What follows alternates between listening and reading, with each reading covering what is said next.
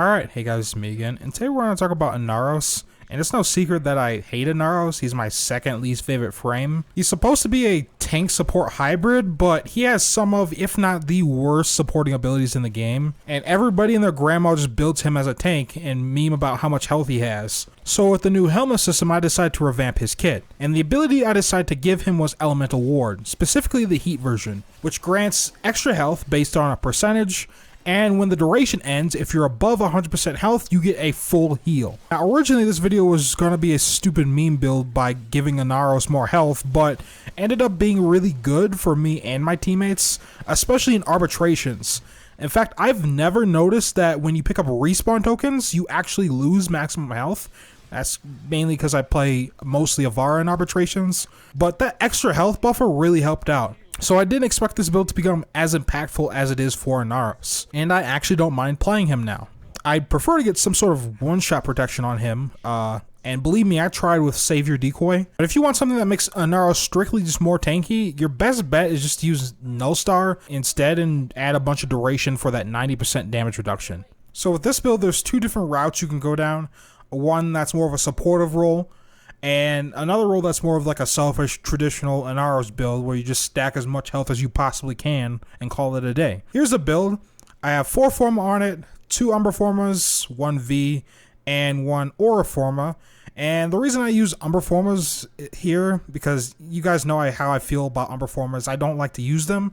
But in Inaros' case, they literally never heard him ever. And like they're just collecting dust in my inventory, so I decided to use them for something. I still have 2 more. Of course, you can go down the route of just not using Umbra Forma. Like I didn't just use the regular mods. But if you're going to do that, probably not use the armor mod and just replace it with an extra health mod or something like that. I don't know. It's really up to you. Or like you replace this with adaptation if you're going to do it like that. And with this build, right, you get roughly 12,500 health. Yeah, a little more than that. Now if you go down the more selfish route where you just try to just be a tank for the most part, stack as much health as you can with some power strength mixed in there, and in this slot you either have a health mod or a strength mod, though you're going to get more mileage out of a health mod because the increase in health is percentage based, which means the more HP you actually have, the more HP you're going to receive.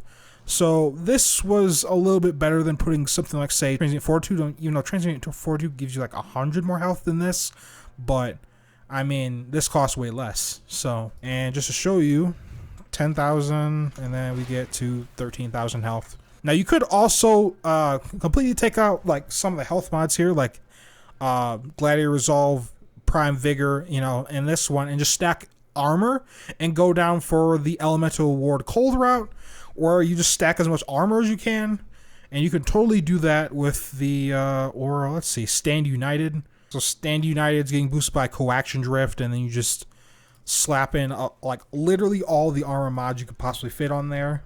And now I have a ton of armor, and then when I go to say change this out for cold, I have quite a bit of armor. I don't actually know exactly how much armor I have.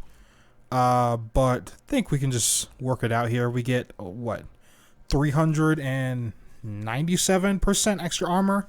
And that's based off of your base armor. So that's basically just another armor mod on there. And then now you have quite a lot of armor, and you can just deflect projectiles and be quite tanky, even though you don't actually have a lot of health. And you can see they're getting frozen and slowed down.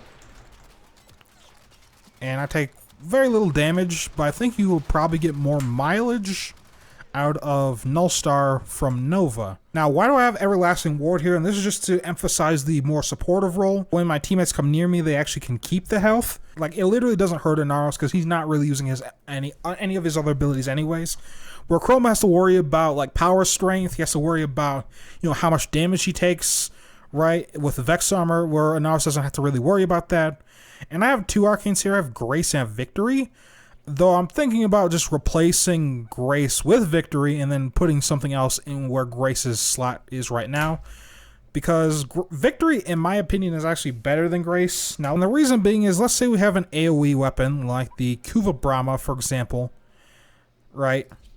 And I'm gonna change these just to level 1, just to show you how, like, there's a lot of quirks with Arcane Victory.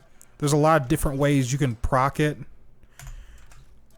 So, for example, right, if I were to shoot this arrow and then detonate it on their face, like, as you can see, it killed these guys, but I didn't actually get a headshot there, but the explosion did. And that explosion actually, AoE actually counts towards the arcane. So, I don't actually have to hit a headshot.